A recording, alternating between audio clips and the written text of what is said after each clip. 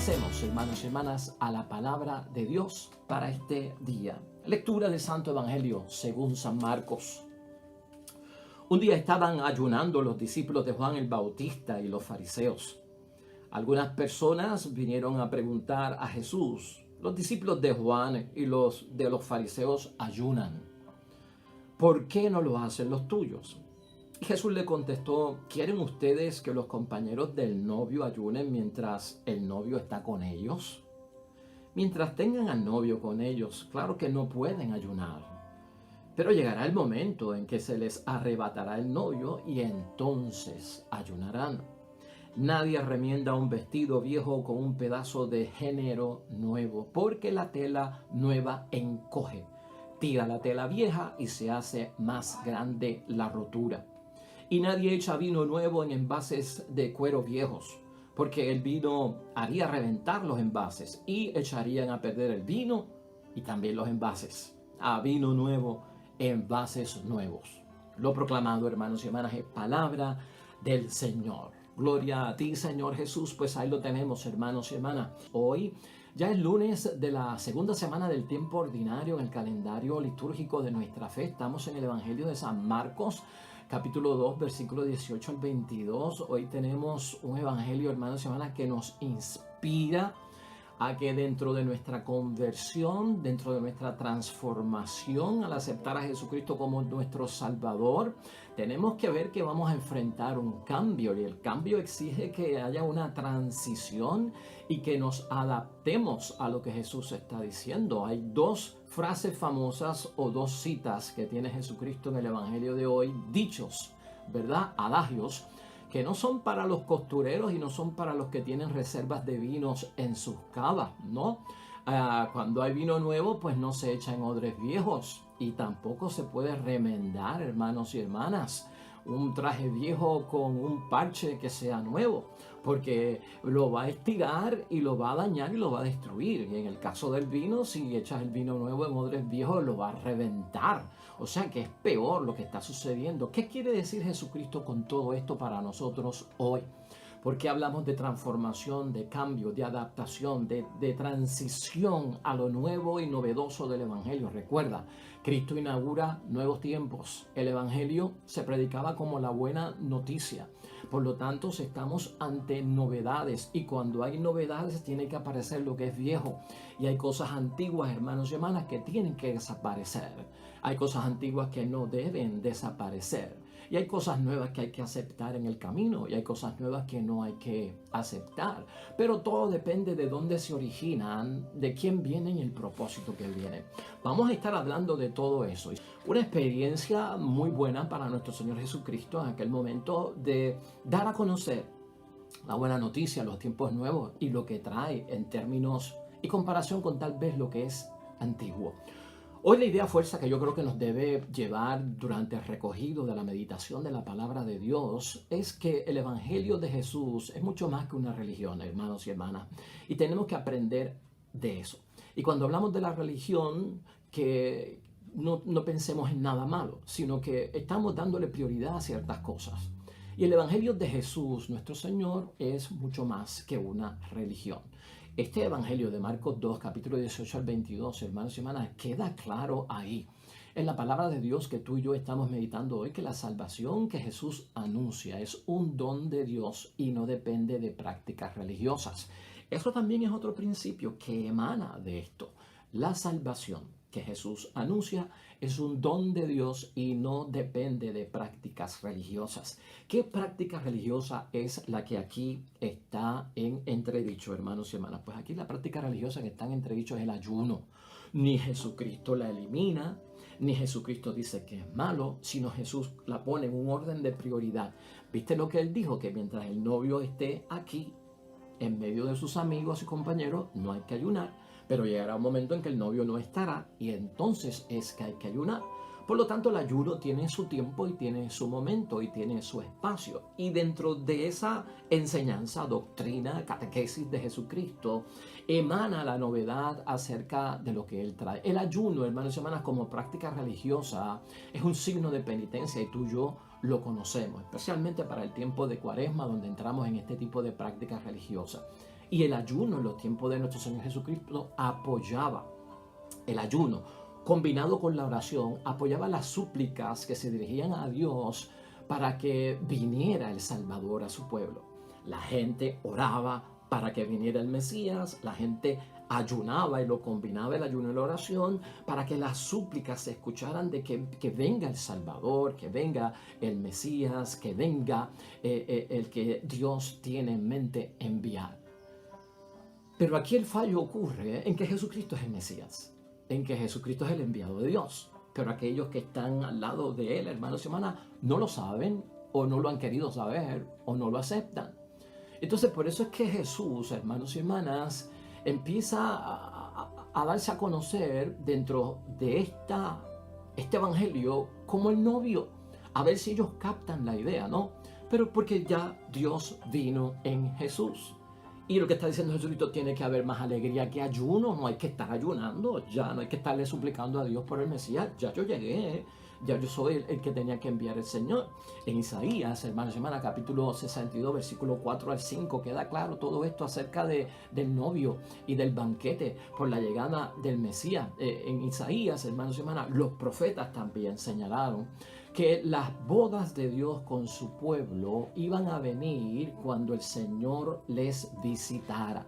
Iba a haber un banquete de bodas cuando el Señor Dios del cielo viniera a visitarlos. De ahí a Jesucristo la enseñanza, hermanos y hermanas, muy importante de que Él es el novio que se esperaba para casarse con su pueblo. Por lo tanto, estamos en banquete, estamos alegres, no estamos en penitencia, no estamos ayunando. Para enfatizar mucho más lo que Él está diciendo, hermanos y hermanas, acude a estos refranes, ¿no?, que tienen enseñanzas que son buenos, pero son comparativos para que la gente entienda, porque si no se dan cuenta de Jesucristo como el Salvador, es que han quedado atrapados en una súplica donde no se ha cumplido la profecía, donde el Señor no ha respondido, y Cristo como que quiere sacarlos de eso. Por eso no se remienda un vestido viejo con un parcho nuevo.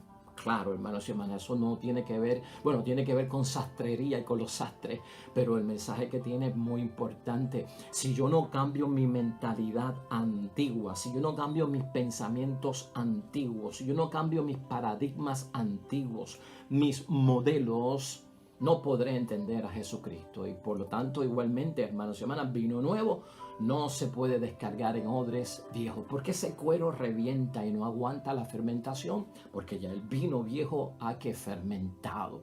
Entonces, toda esa enseñanza, hermanos y hermanas, significa muchísimo.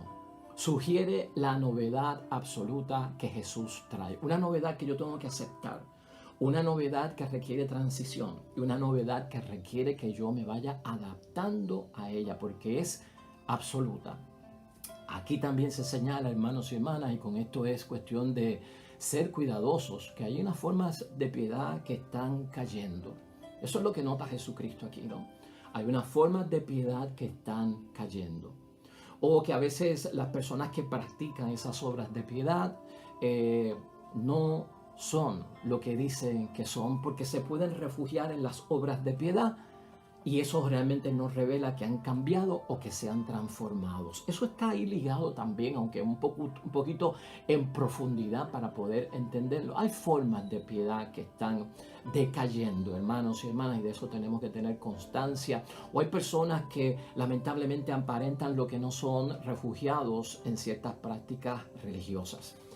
Aquí tenemos que tener en mente varios puntos, hermanos y hermanas, en torno a todo esto, y no te escandalices por lo que estamos diciendo, porque estamos hablando de la religión, hermanos y hermanas, que el evangelio va primero que la religión, y estamos hablando que tenemos que tener cuidado con las prácticas religiosas, hermanos y hermanas, que realmente nuestra salvación la determina la salvación como un don de Dios y no necesariamente las prácticas religiosas. Pero piensa en esto en primer lugar.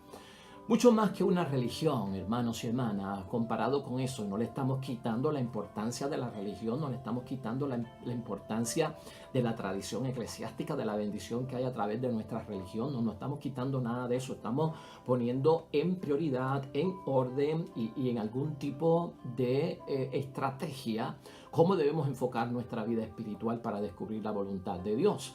Entonces, hermanos y hermanas, en primer lugar, mucho más que una religión, el Evangelio lo que pretende es ayudarnos a iniciar en una relación con Dios donde Dios es Padre y nosotros somos hijos.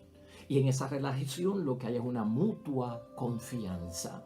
Y eso fue bien práctico para nuestro Señor Jesucristo. Jesucristo quiere que tengamos en mente, hermanos y hermanas, dentro de lo nuevo y lo novedoso, de lo que Él trae en nuestra relación de salvación para con Dios. Que lo novedoso de Cristo es que Dios es Padre y nosotros somos hijos. Cuando antes la visión en el Antiguo Testamento era de este Dios que no se podía alcanzar, que no se podía mirar, que no se podía decir su nombre, que cuando hablaba temblaba la tierra, que entraba en guerra, que estaba dentro de una situación que parecía un verdugo con el castigo, y entonces se guardaba una distancia y un temor verdaderamente, no tanto reverencial, pero un temor al castigo, a la venganza, que hacía trizas a los enemigos de Israel. Toda esa visión Cristo la cambió, hermanos y hermanos. Mucho más que una religión, el Evangelio es la iniciación nuestra, y por eso es tanto importante la palabra de Dios, y la palabra de Dios la tiene que tener la religión también para promoverla. Pero es profundizar en nuestra relación que tenemos con Dios. Ahora Dios es Padre, nosotros somos hijos, y lo hemos dicho aquí en varias ocasiones, ¿no? ¿Qué espera Dios de nosotros? Lo que espera un padre de sus hijos. ¿Qué esperamos nosotros de Dios? Lo que esperan unos hijos de su padre.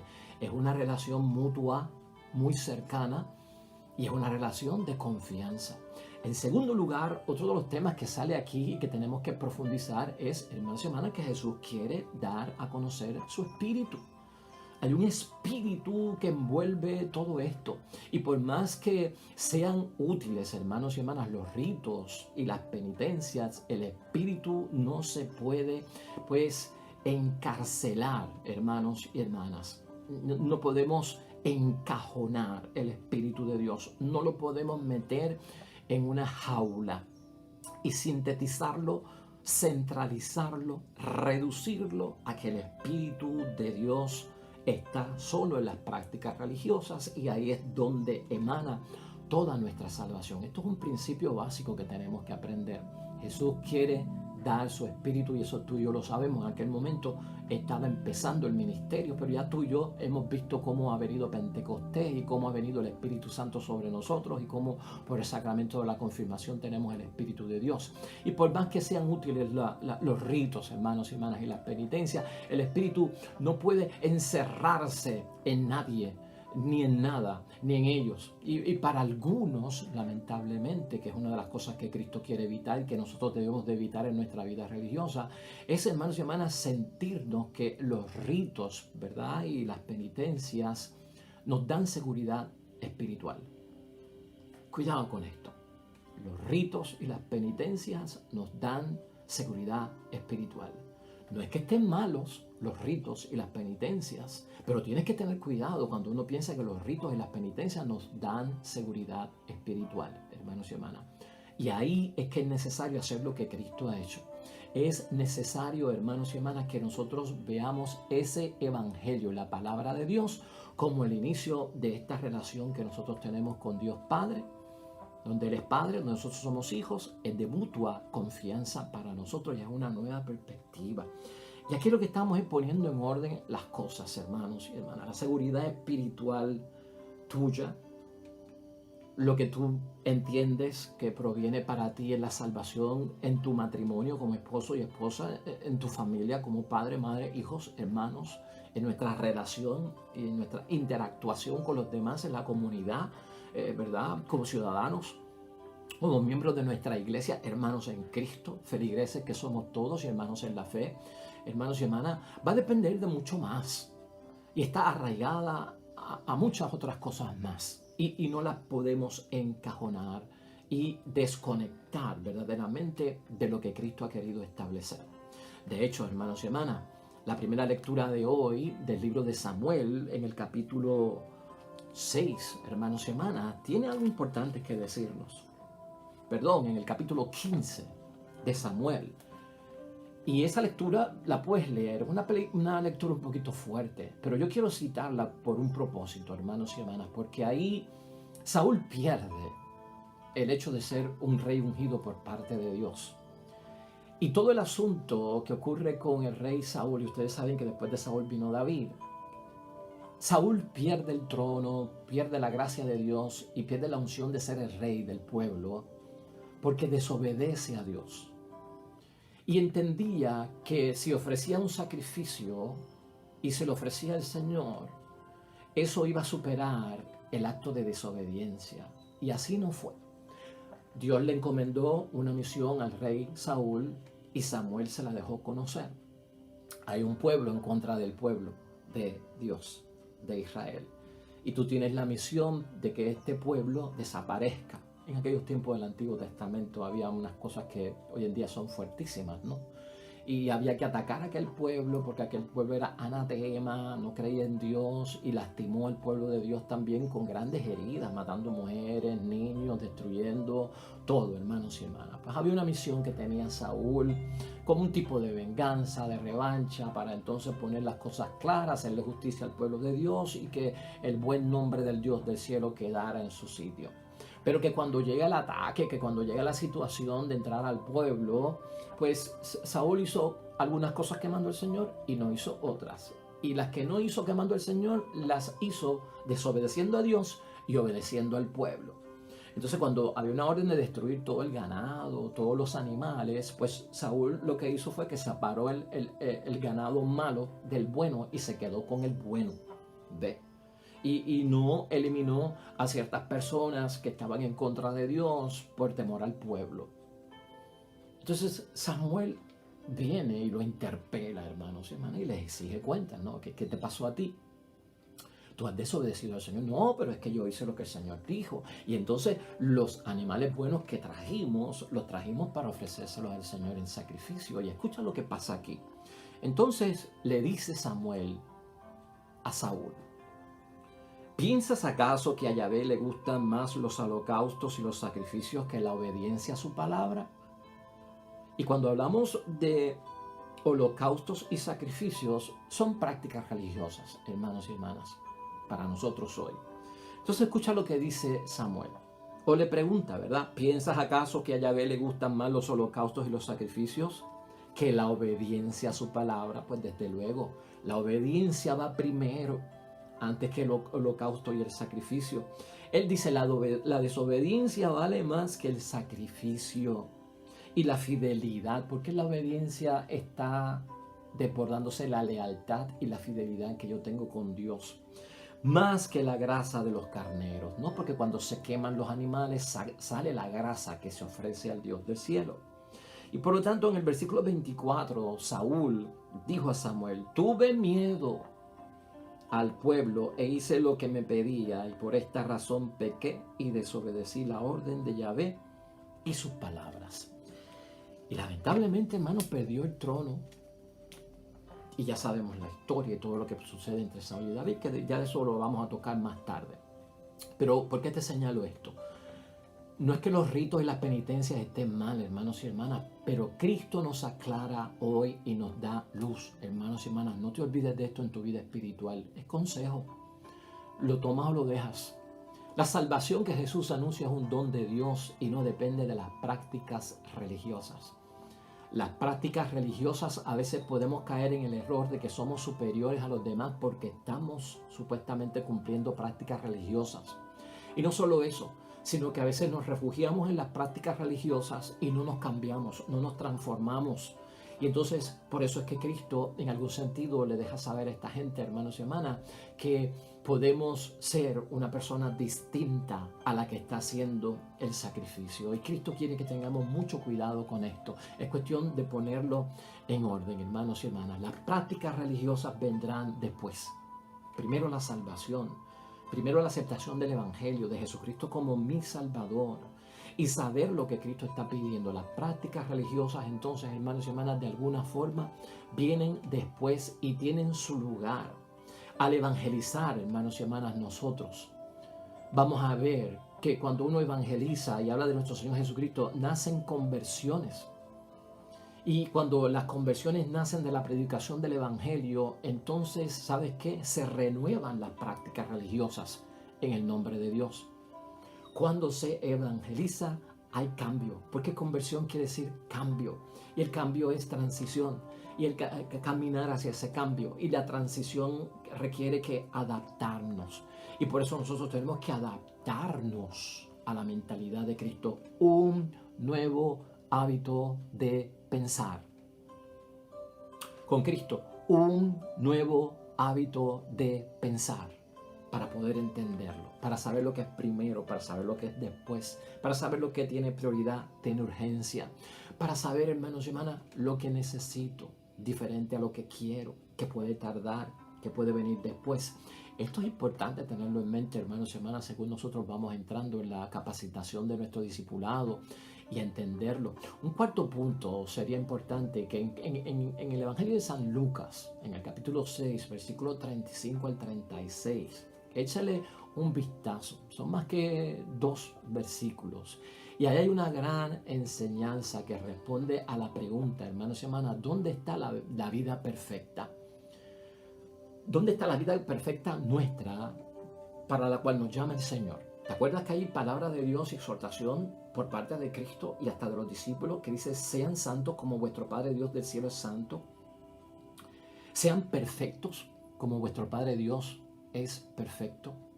Entonces uno como cristiano, seguidor de Cristo, tiene que preguntarse, hermanos, ¿dónde está esa vida perfecta? ¿Y qué es esa perfección? Porque hay personas que creen que la perfección y la santidad la van a encontrar solo a través de los ritos y las penitencias, como el pueblo de Dios antiguamente creía que a través del sacrificio y el holocausto de animales iban a cumplir con todo, ¿no? O limpiando ollas y purificando ollas iban a purificar el corazón, sin transformación dentro. Pues no hay cabida para eso, hermanos y hermanas.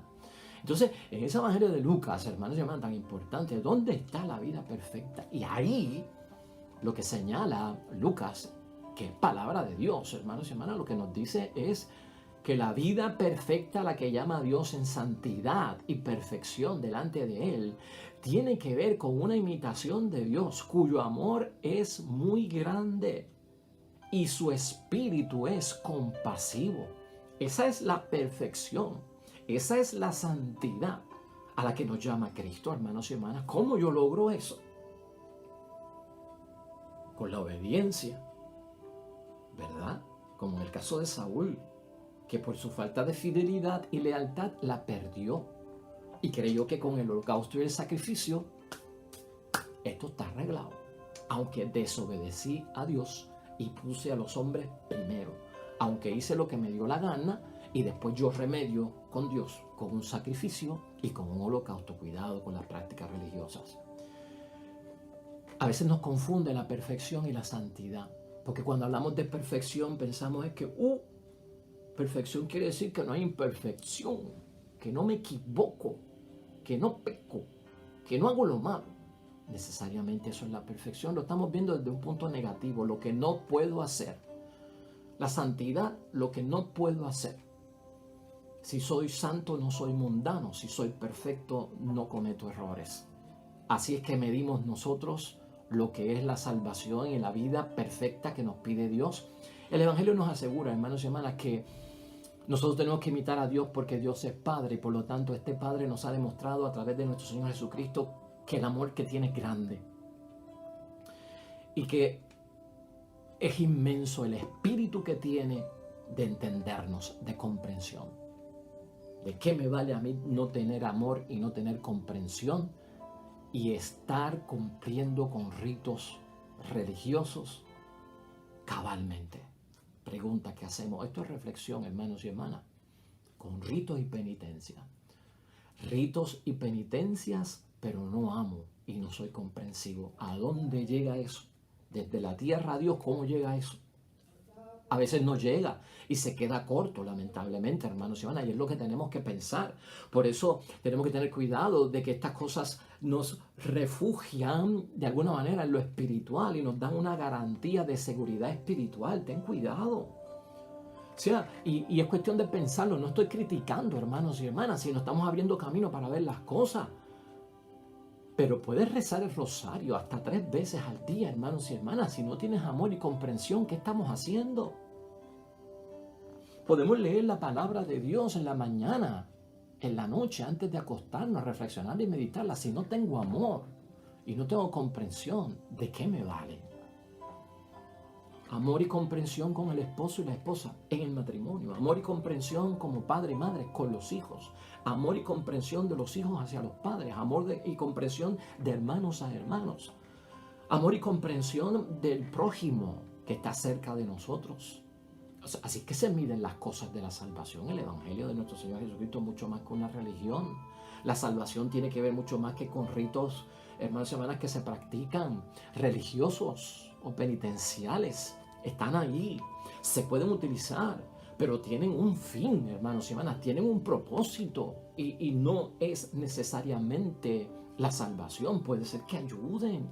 Puede ser que te ayuden a transformar y que su práctica habitualmente, cotidianamente en tu vida sea de bendición porque te ayuda a encontrarte con Dios, contigo mismo y el prójimo. Yo no tengo dudas de eso.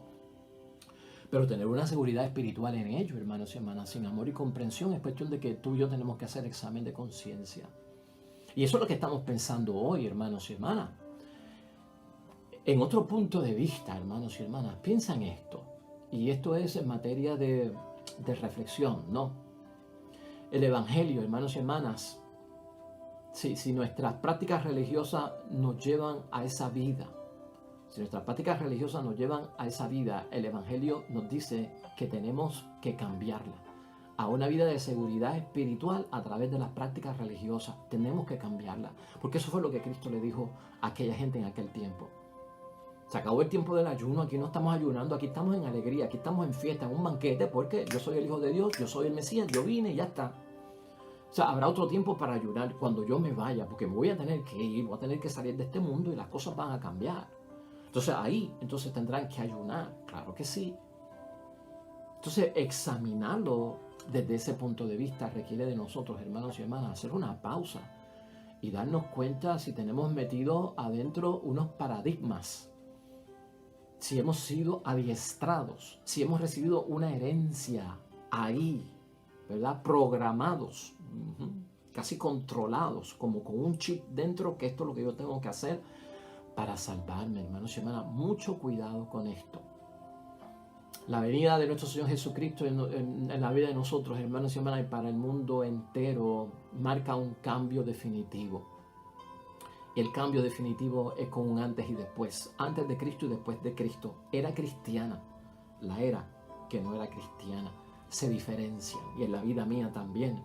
Tiene que haber un antes y después en el nombre de Dios. Y yo lo tengo que conocer y dar con eso.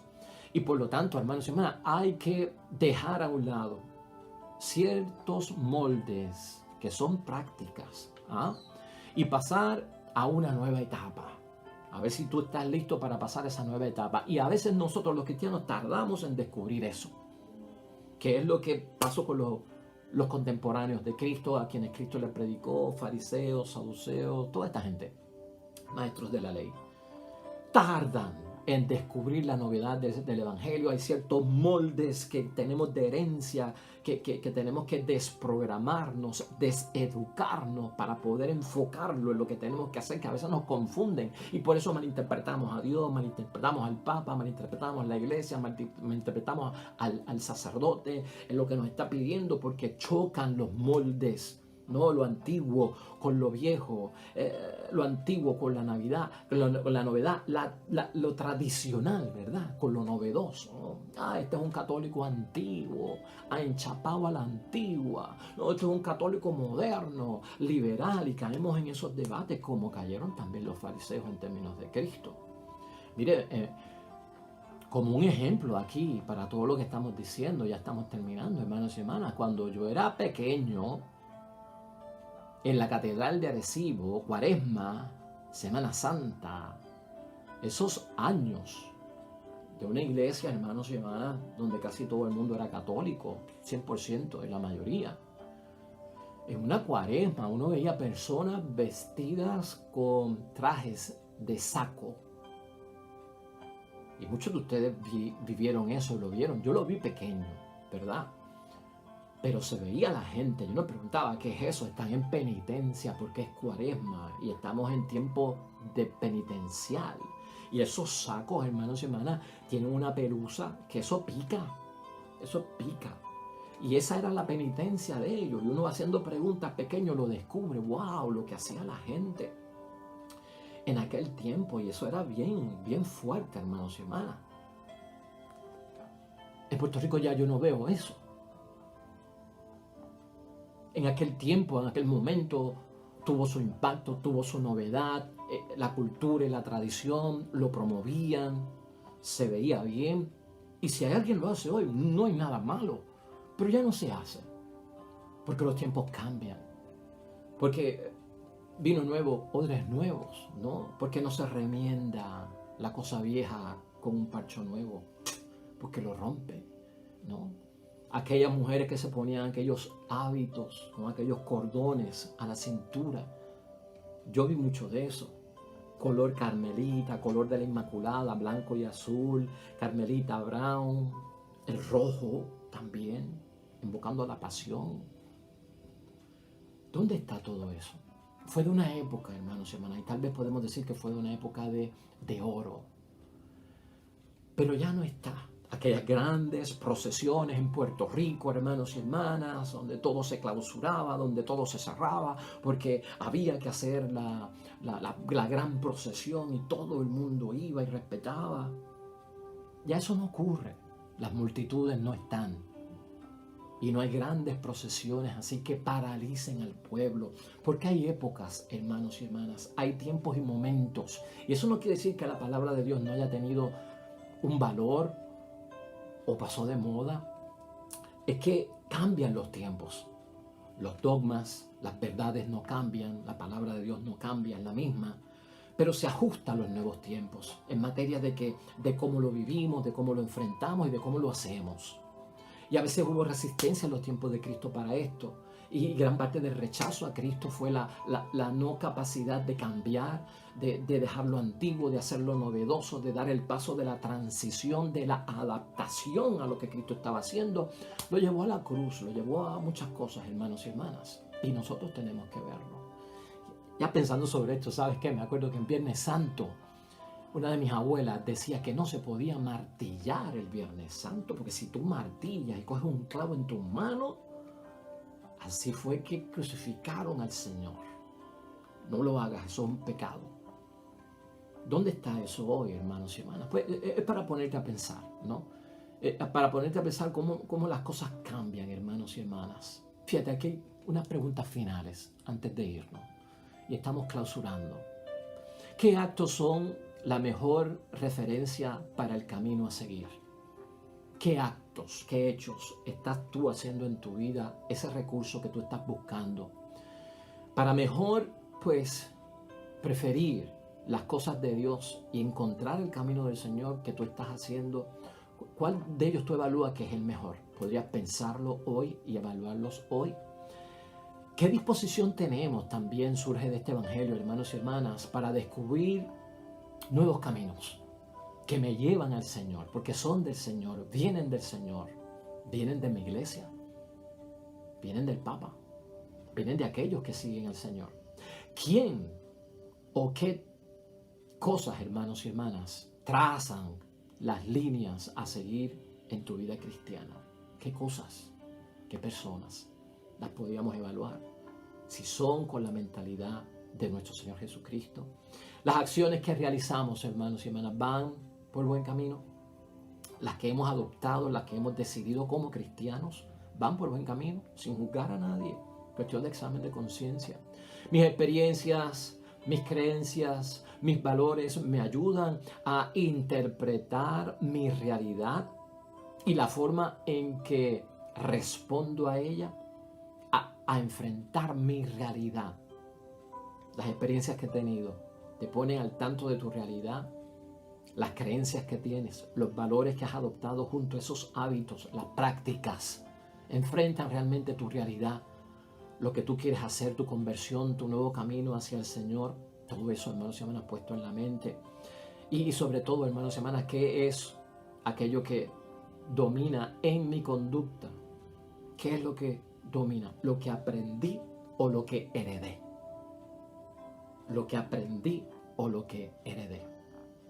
Finalmente, hermanos y hermanas, y en conclusión, vamos a concluir de la siguiente forma. Romper con una programación o deseducarse, hermanos y hermanas, de algo aprendido y practicado por mucho tiempo es un reto para todos. Y lo fue para los fariseos, los escribas y aquellas personas del tiempo de Cristo. Lo será también para nosotros que estamos en una época moderna, con más ataduras, con más oportunidades, con más creencias, con más religiones, con más enseñanza. Por lo tanto, recuerda esto, el Evangelio llama a romper con ciertas programaciones, a desenseñarme de lo que me han enseñado, que de alguna forma, hermanos y hermanas, yo lo estoy practicando porque lo aprendí, porque lo heredé, porque pues me lo enseñaron de alguna forma. Entonces, evaluar si eso me mantiene a mí atrapado. Escucha esto, como mantuvo atrapado a aquella gente del tiempo de Cristo, o no permiten que yo vea otras posibilidades. Me atrapa que me ciega, que no escucho. Entonces no veo otras posibilidades, o se convierten en el primer obstáculo que yo tengo que me impiden avanzar, hermanos y hermanas, a conseguir la vida perfecta. Que me impiden alcanzar la vida perfecta. Ese pensamiento, hermanos y hermanas, sale de ahí en el nombre de Cristo. Y por lo tanto, hermanos y hermanas, la excelencia es lo que pide Cristo, no tanto la perfección. Si nos vamos por la perfección, nos vamos a ir por el lado de que no podemos ser imperfectos, no podemos pecar, no podemos desviarnos. A la vez que pecaste, lo perdiste. A la vez que te desviaste, lo perdiste. No eres perfecto, no eres santo. No eres perfecto, no eres santo como tu Padre del cielo. Cuidado con esto, hermanos y hermanas. La perfección en la vida espiritual debe ser entendida como excelencia. Y la excelencia es la vida cristiana en Cristo que salva. Y esta, hermanos y hermanas, la constituye amar con el amor tan grande que Dios nos ha manifestado a través de su Hijo. Tengo que amar. Y a la misma vez tengo que tener un espíritu de comprensión como lo tiene Dios conmigo, tenerlo con los demás, porque en eso se destaca el Padre de la misericordia, y ahí está la perfección de Dios, ¿no? El Dios que da oportunidades. Por lo tanto, hermanos y hermanas, necesitamos cambiar para crecer. Necesitamos cambiar para crecer. Los tiempos cambian, le dijo la comadre a la comay. Los tiempos cambian, le dijo la comadre a la comay. Y hoy parece Cristo decirnos, hermanos, los tiempos cambian. Y cambian para bien. Y cambian para que lo logremos y alcancemos lo que el Señor pide. Oremos.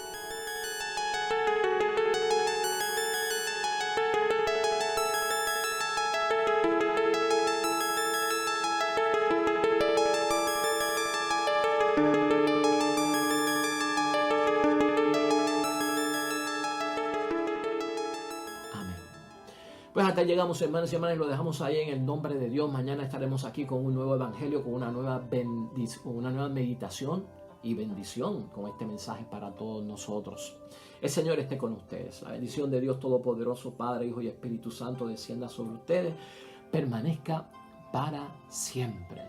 Vemos mañana con el favor de Dios. Te espero.